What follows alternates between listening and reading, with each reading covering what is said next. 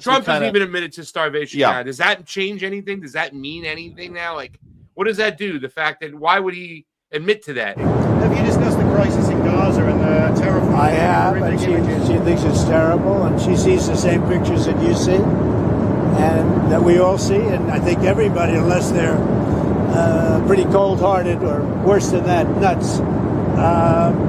There's nothing you can say other than it's terrible when you see the kids. And those are kids, whether they talk starvation or not, those are kids that are starving.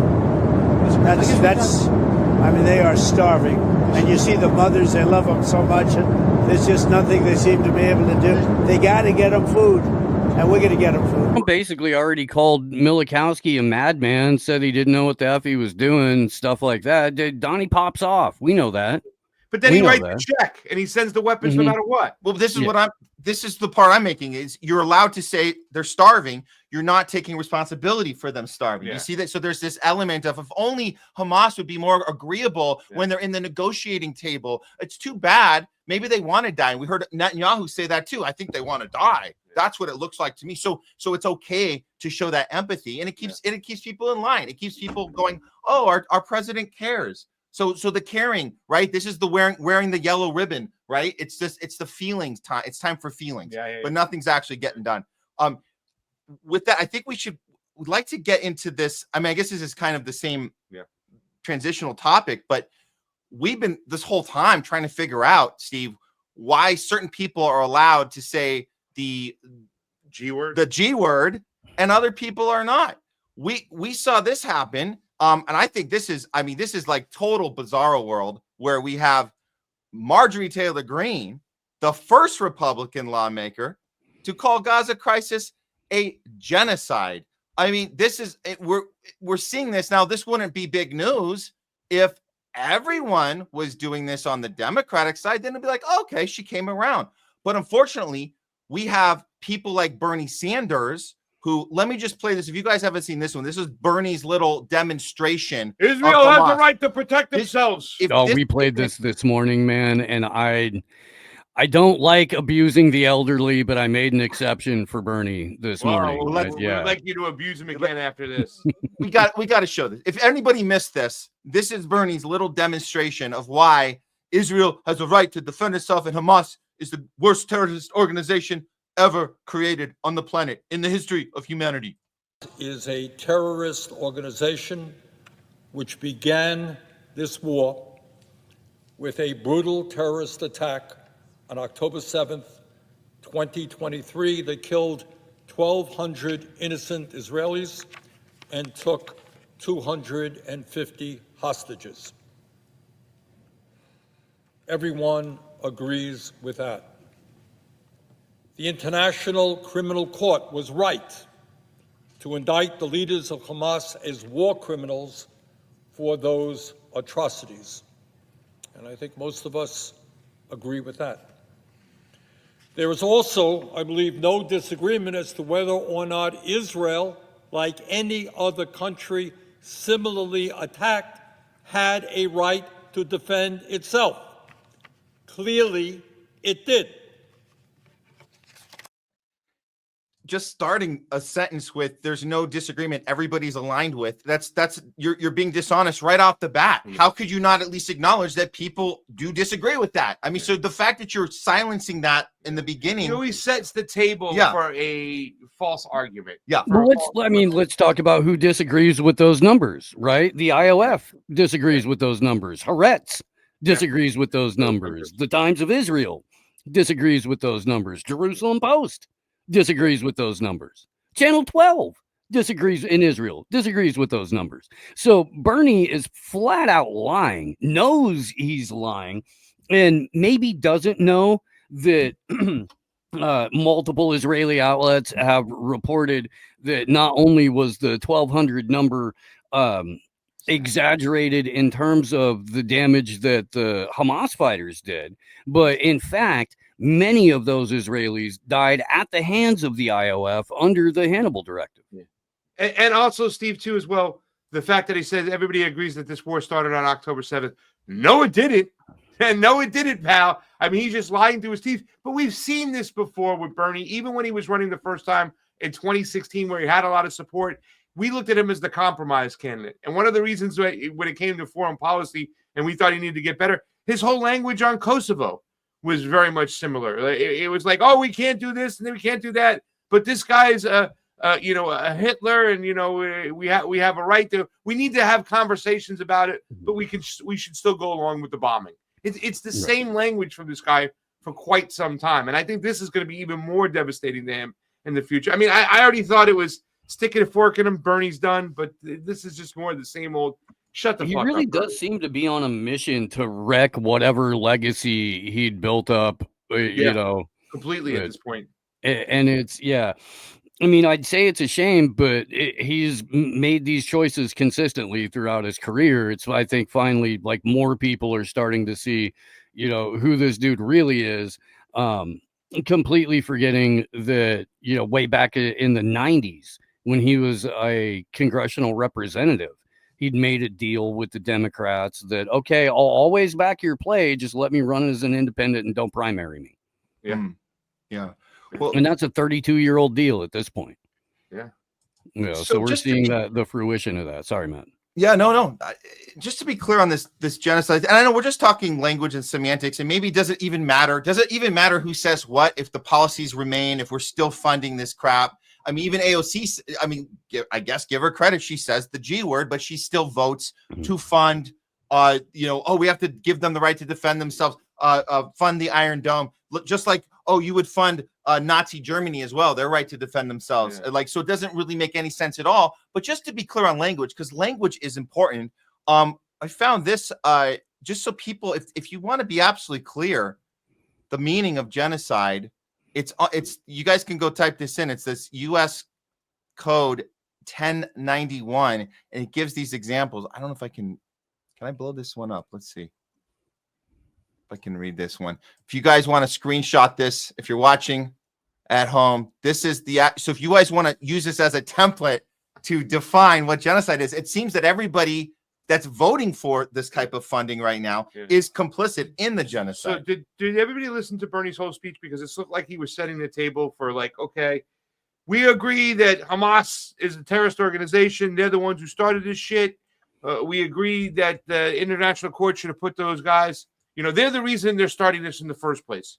Then to contradict yourself completely, and if you really wanted to make an argument, but this genocide and the starvation going on is wrong, and it's not justified. Yes, it is by your own language, by saying they're the ones who started this.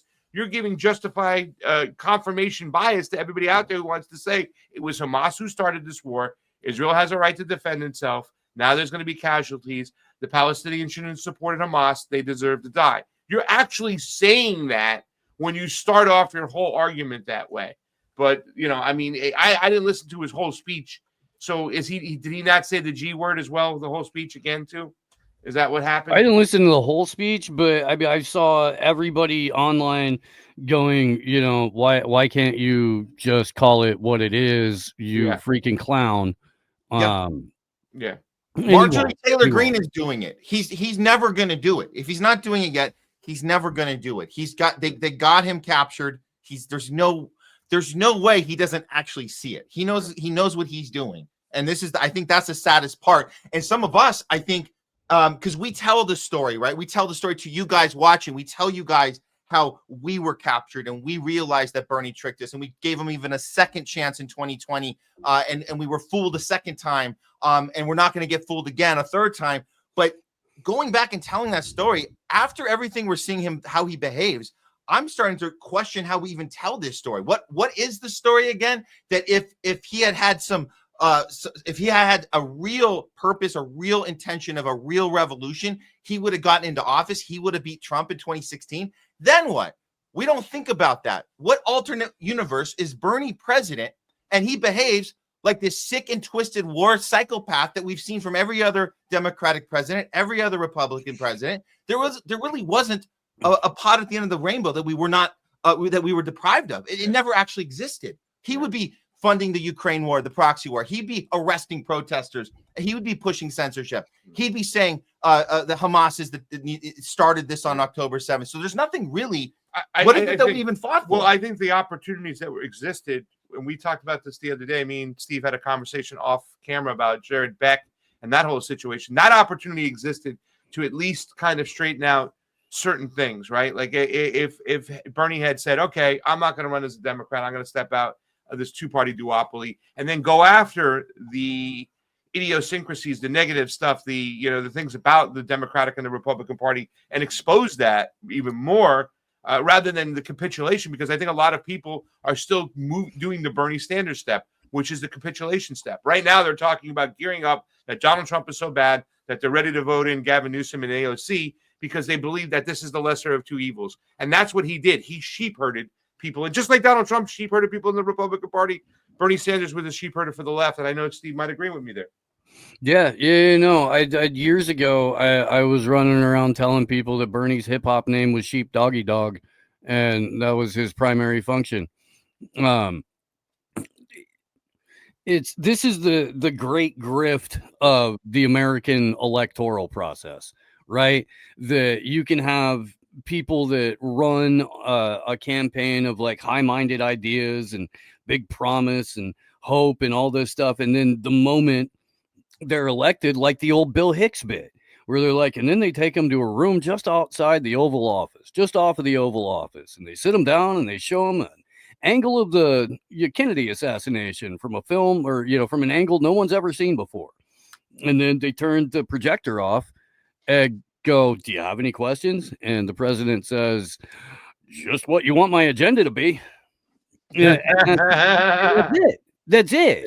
And until we realize that the office of president of the United States or United States Congress critter is for actors to tell stories to get the public to go along with whatever horrific crap they're being told to do or they have planned to do.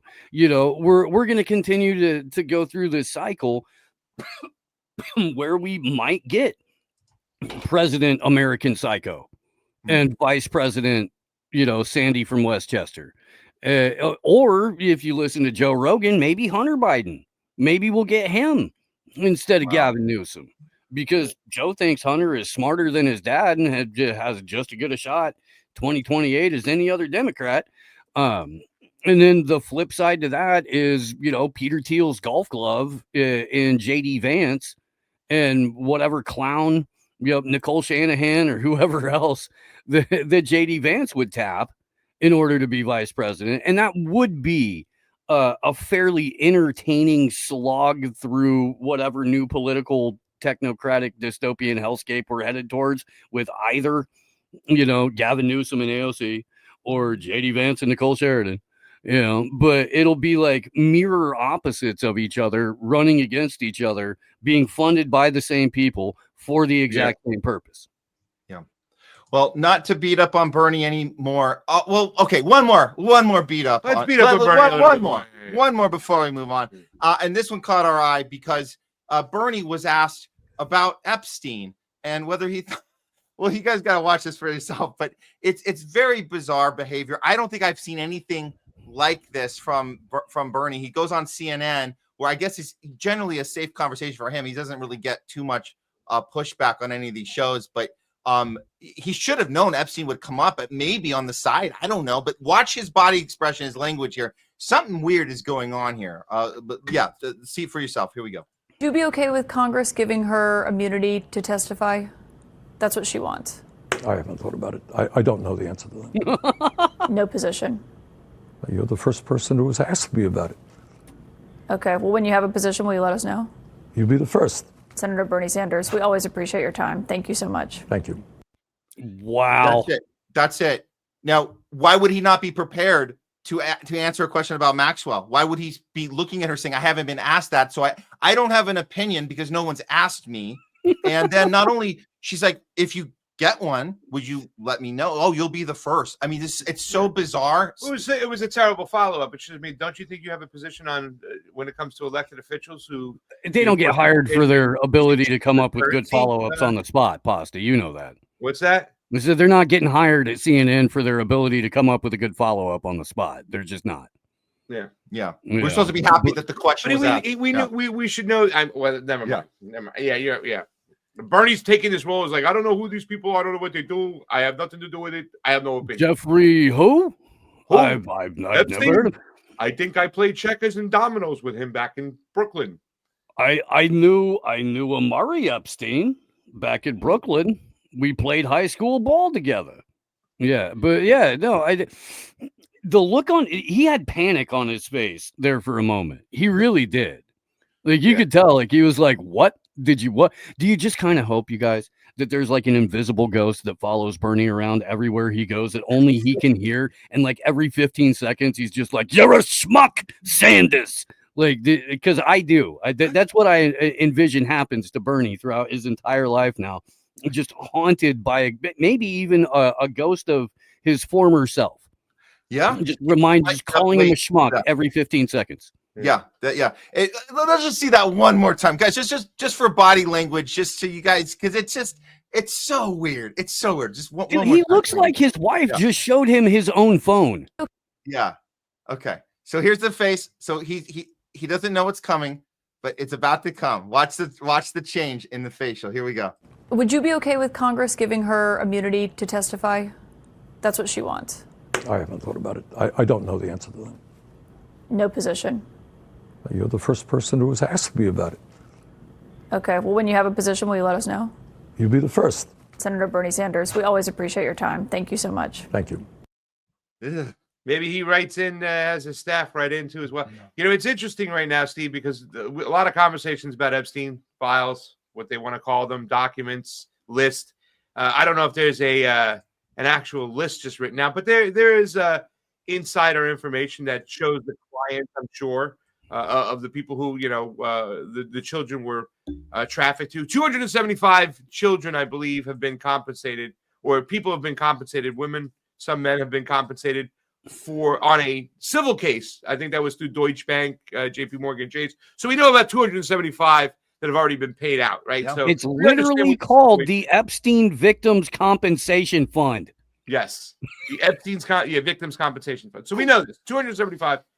For Donald Trump to say this is a hoax, it's kind of crazy. I thought this was the shit line. But now, when they have so much lack of transparency, and we're going to kind of highlight Thomas Massie. I know that Thomas Massie is not everybody's cup of tea, right? And he has his own people who fund him and make Thomas Massie, who Thomas Massie is, questions. We shouldn't just look at him as a ray of beacon of light. But surely when it comes to looking at Congress, their records, what they want to do, how they want to go about it, Thomas Massie is now pushing for all these files or all the information, every email, every phone number, every video, with protecting the victims, because that's what they're going to use to push back against them.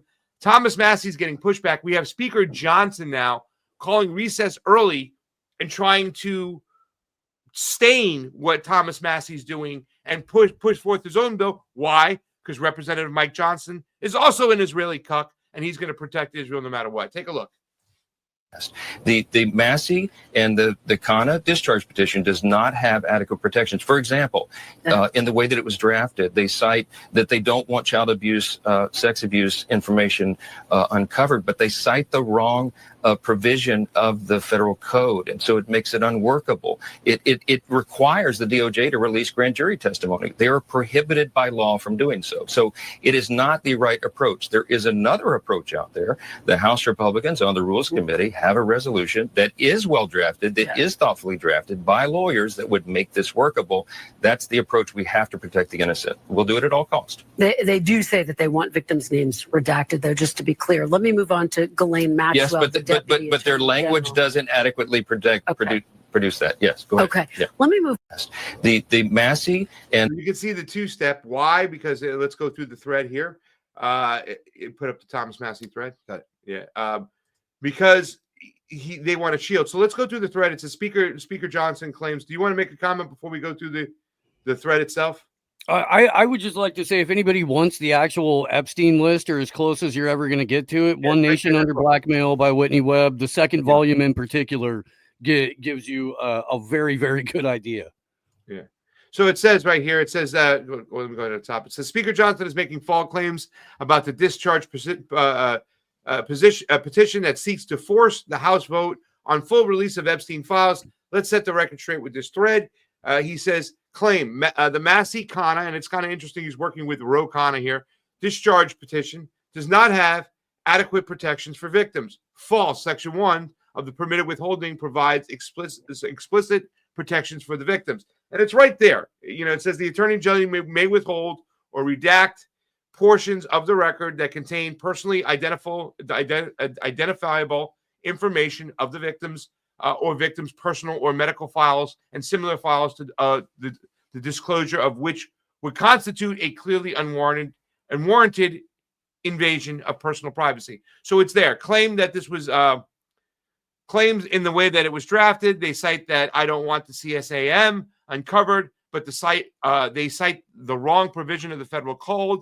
False. The bill correctly identifies the primary controlling federal statutes governing the CSAM, which stands for contains child sexual abuse material.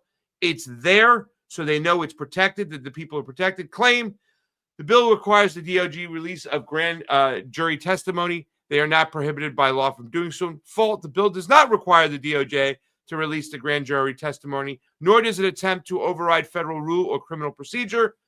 Claim. Mike Johnson purports he will protect the innocent at all costs. False. Mike Johnson sent Congress home early. He sent them home early to avoid a vote in the House to release the file, and it says it right there. Johnson shuts down the House early to block the Epstein vote. Who's he protecting? Claim Johnson has competing resolution that is well drafted, thoughtfully drafted to deliver transparency and accountability. False. The competing legislation, and this is the legislation he wants to put forth, and this is the attempt right here. They're going to try to distort and get rid of the Massey Kana resolution. They're going to try to get this one passed. It is non-binding. It has no force of law, meaning it cannot require any release of any files. Thomas Massey, what is true, the legislation protects victims, blocks release of the CSAM, requires the DOJ to release investigative material rather than ask the judge to unseal grand jury records, does not interfere with ongoing prosecution or investigation, but requires the release of covered documents once prosecutions and investigations are complete, prohibits any document from being withheld on the basis of embarrassment of any government official. In contrast, Speaker Johnson's legislation includes highly problematic language designed to protect the rich and elite over the victims of sex trafficking. His language blocks release of any file deemed demonstrably false or unauthenticated. So you know right off the bat that Speaker Johnson is going to protect his friends in the land of Israel. The language enables the government to suppress whistleblower documents, leak materials, and non-governmental government records, giving federal agencies the authority to block information that contradicts the official narrative in an attempt to shield the power from accountability. How is that any different than what we have right now? Let us look at it first, and we'll decide, Congress, what can be released to the people, not what Thomas Massey's bill does with Ro Khanna, which says it all is released to the public.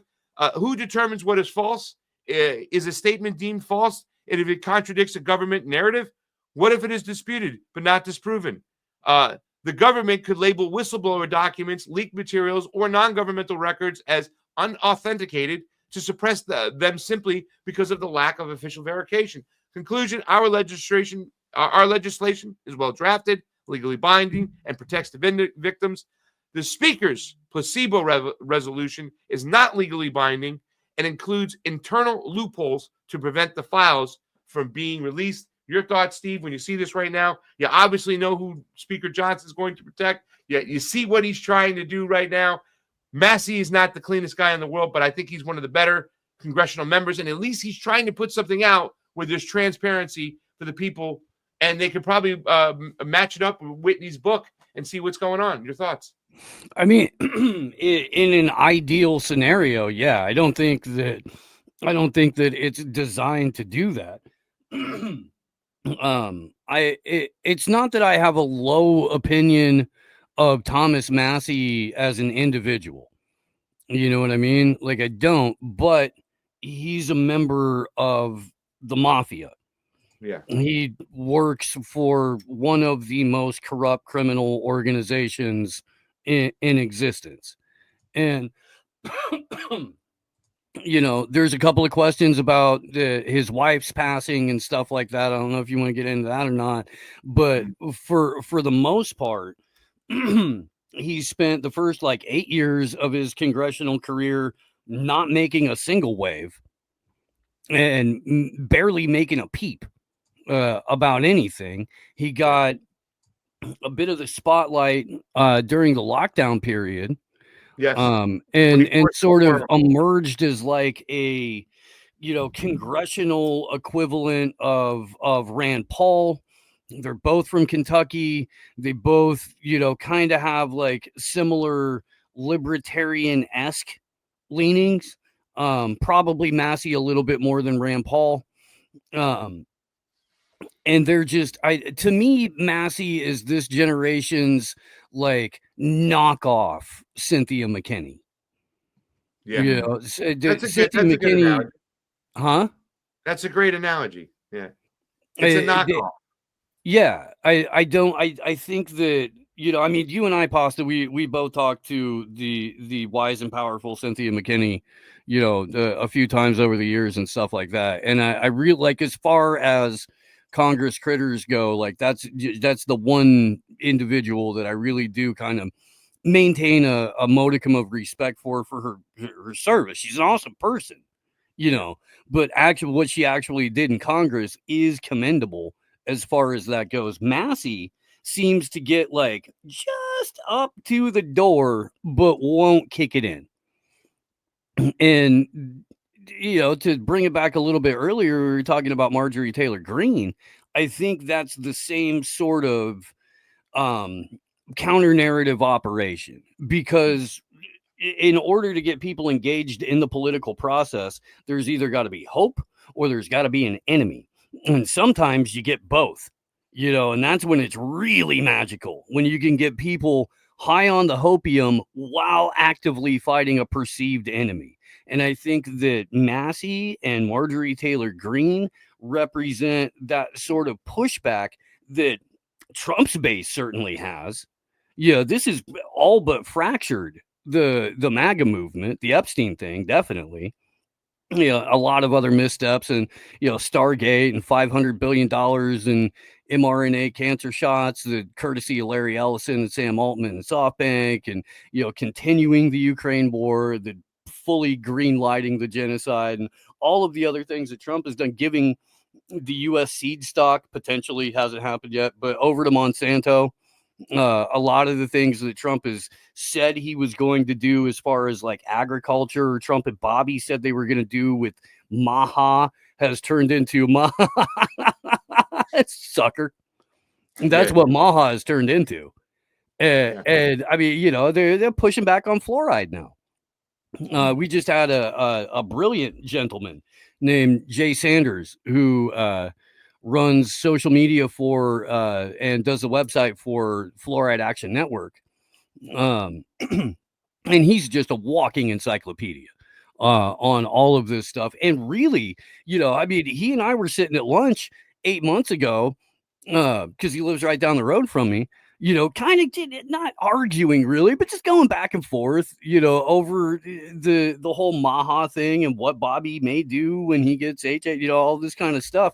And we were hanging out on Speculation Island, but I you know, I was trying to be like, I don't think it works that way, dude. You know, maybe, and if it does, then I'm wrong, and I'll buy you a beer next time I see you, and, you know, cool, but I'm gonna remain skeptical about this. And we've just seen that play out over and over and over. So if the base is getting disaffected, then you've got to do something to pull them back in. And again, it's just my opinion, and everybody can feel free to disagree with me, and many people do. But I think that Massey and MTG represent that in-house pushback that keeps the base activated. And okay, well, maybe just let's get through a couple of more years and then we can get a real MAGA conservative in there. Yeah, it's dangling the carrot. It sounds like that's all by design, huh? Do you think, Steve, though, right now, that this particular situation, there was a time I obviously as a guy who voted for Obama twice and campaigned and knocked on doors. And I can't remember what the breaking point was. When I thought he was really full of shit, I think it was I think the last thing for me was the Flint, Michigan thing. Like, I'm like, wow, he just did that. He just did that to those people right there. He just said, give me a glass of water. And, you saw black people go, he came my president, he left not my president. Like I think that to me was like, man, this guy does not care. I mean, it could have been Honduras, the coup there. It could have been what he did in Syria. It could have been done what he did in Libya. It could have been what the fact that, like, right out of the gate when he had Citibank pick his whole cabinet, it's like day one. I made excuses like the Trump people did. Well, it's better than George W. Bush. The lesser of two evils. Do you think that this Epstein crack right here, for him calling it a hoax and getting so much pushback, could that be a crack worthy of actually getting people away from this two-party duopoly and out of this system and understanding that these Republicans and Democrats are not going to save you, and don't play that game again?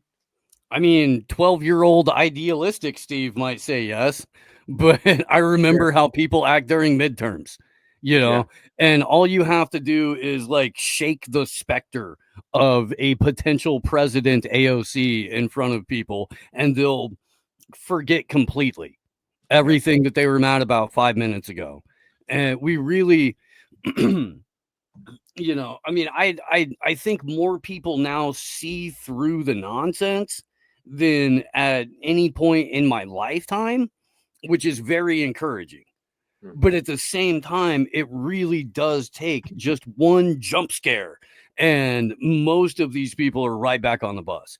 And so, I mean, we'll see. But this year that we have between like right now or May a couple of months ago and primary season or midterm season in earnest getting rolling is a huge opportunity for people who don't do the team sport politics thing to have in-depth, real, rational conversations with rank and file members of either party, because it's not like there's really a third party for the Dems, for the left at this point. The Greens are a complete joke.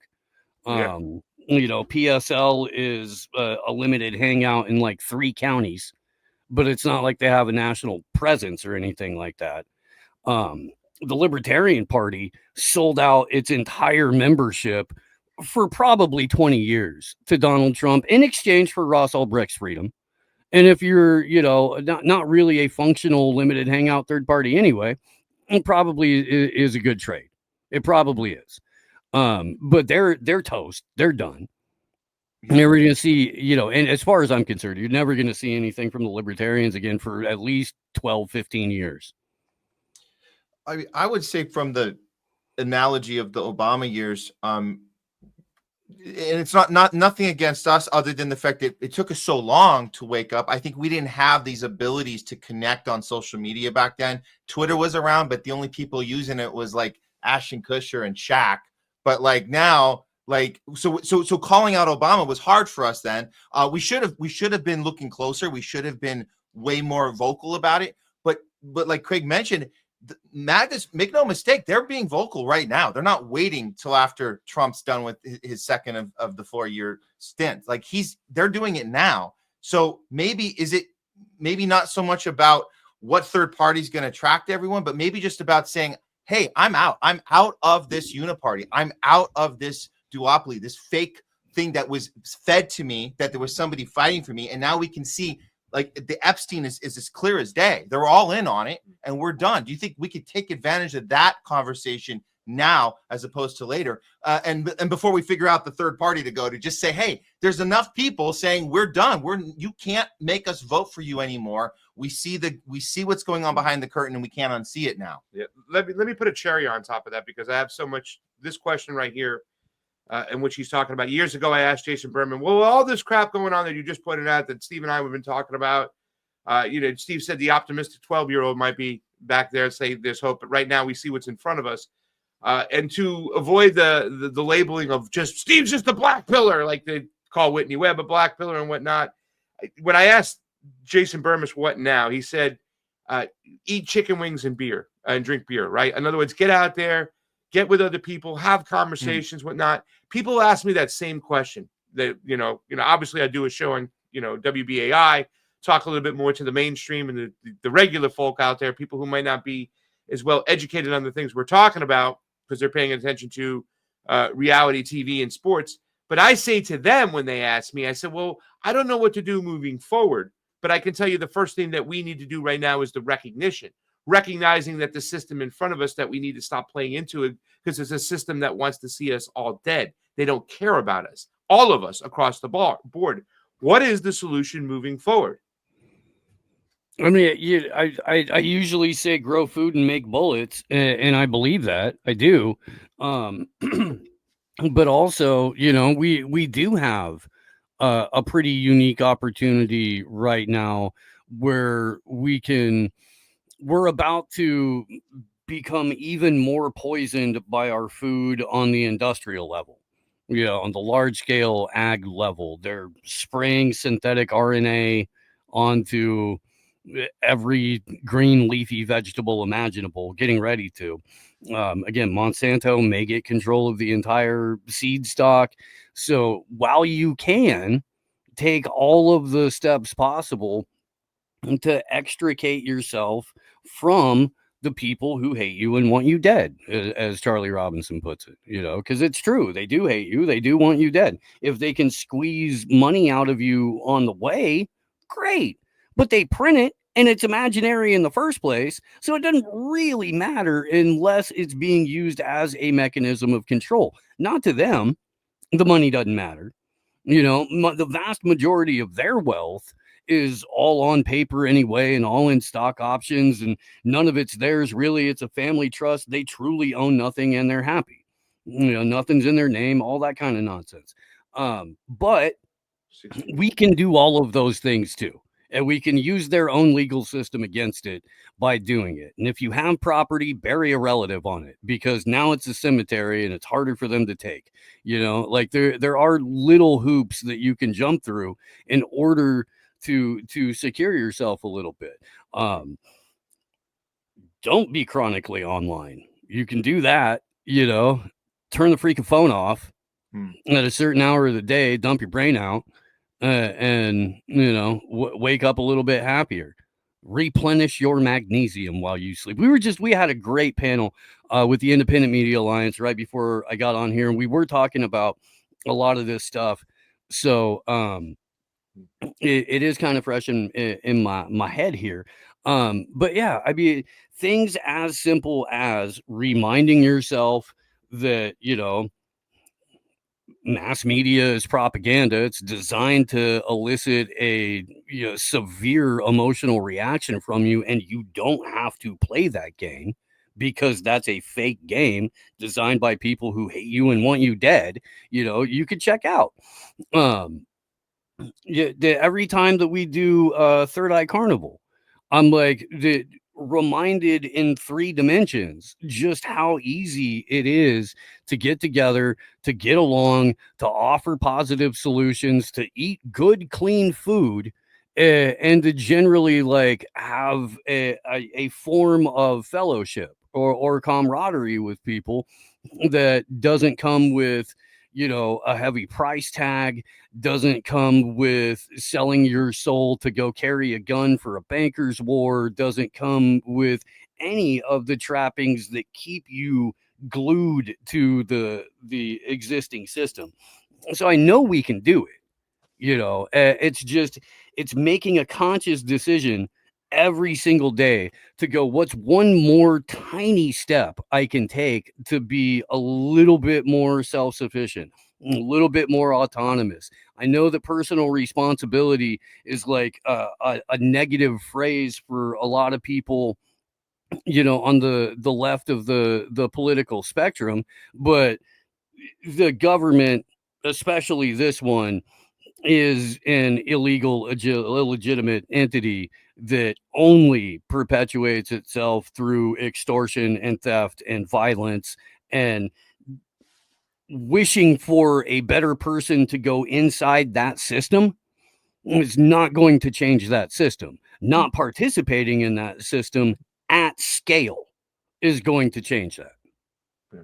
I think that the old saying that you say, grow food, make bullets is the proper statement, because I always say, and I don't think it's a disagreement, but when we talk, and then I've certainly talked to Derek, about this, Derek Bros, it's building alternate systems, right? Parallel systems where you don't have to participate in the federal government is awesome. It's great. And I think it's the first thing we should do after we recognize the problem.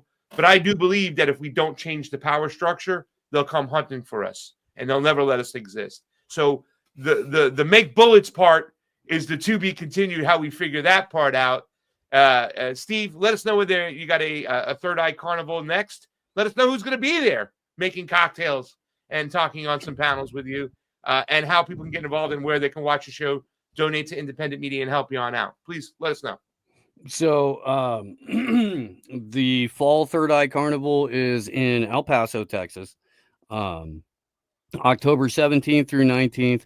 We have 5 local bands playing on Friday night. But local to the El Paso area. Don't have all of their names in front of me, and I probably should have done that before I came on. Saturday, I'm like 99% sure that my friend, stand-up comic Julio Gonzalez, is going to be there. He said he wanted to take a couple of people too. He was checking with his management to see if that was going to be a thing. Michael Graves, the former frontman for the Misfits, is going to be playing Saturday night. Really looking forward to that. Michael's been on the show at least once, if not twice. Very, very interesting fella. So if anybody was part of like the second incarnation of the Misfits post Glenn Danzig, be familiar with him. Let's see, we should have tickets up on the website by the end of the weekend, which is thirdeyecarnival.com. Panel Saturday day or what? Yeah. We'll probably kick that off at about like 2 or 3 o'clock. Those are always fun. They are, especially if we can drag some comics up. It was great in Nashville. That was fun as hell. Metzger looking really confused. Getting into he was supposed to come hang out. That's why, that nobody knew. All we knew is there was a freaking Sasquatch in the middle of the field at one point. And we were like, "Hey, that looks like Metzger. Let's get up here, buddy." He did. Fun. It was a fun time. Yeah, he did. Where can they go and check out the Third Eye Carnival? And where can they see your show? thirdeyecarnival.com. For that, you can also go. We're on Rumble and Odyssey and BitChute and Substack and the Independent News Network, Indies INN. We're on their Kick and Twitch Monday through Thursday. They're co-streaming with us. Yeah. So there's places looking to expand a little bit, but left Rockfin earlier this year when they forced everyone to paywall their content. And my one promise has been I'm never going to put anything behind a paywall. So Rockfin lost one of their highest viewed shows because they're clowns. And so, yeah, we're making do. Steve, I miss you. I miss Gomez. I miss doing the show with you every morning, but I do not miss getting up at 5:45 a.m. every morning to do AM Wake Up. Thank you so much for all the work you do. Thank you for the Independent Media Alliance, and we look forward to seeing you out there. I look forward to seeing you out there in person in Texas, El Paso. I'll also be making drinks. I'll be bartending for the event, unless I get the rug pulled from me. But yeah, looking forward to that. I thought that was the plan. Yeah, that is the plan. We'll see you again soon, Steve. Thanks for coming on. Thanks, all right, Steve. take care, you guys.